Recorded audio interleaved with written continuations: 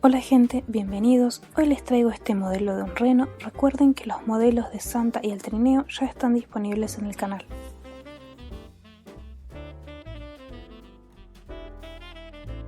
Primero imprimiremos las plantillas. El link de descarga está en la descripción.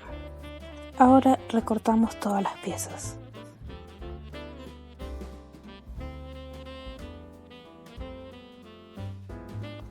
Para recortar esta parte necesitaremos utilizar un cúter. Con una regla y un punzón marcaremos las líneas por las cuales doblaremos el papel.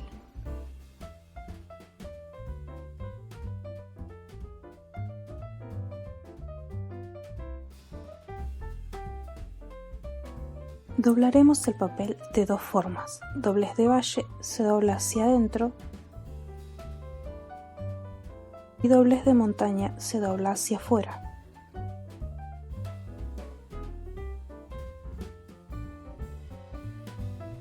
Pegamos las partes en orden numérico.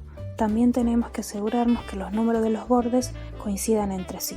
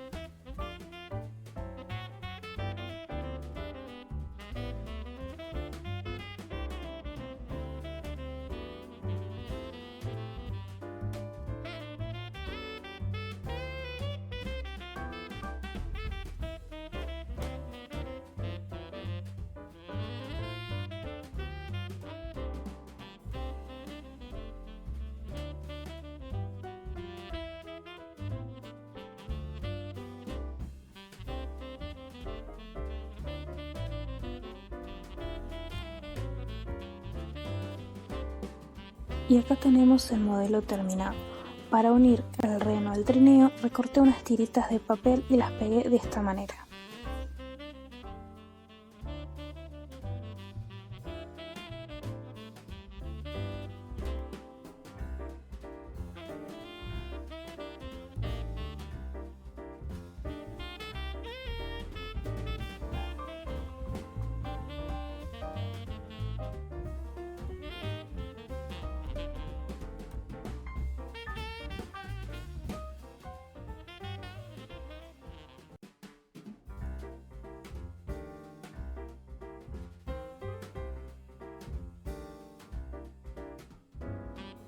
Y acá tenemos los 3 modelos terminados, listos para decorar en esta Navidad. Si les gustó, no olviden de darle al botón de me gusta y suscribirse. Gracias.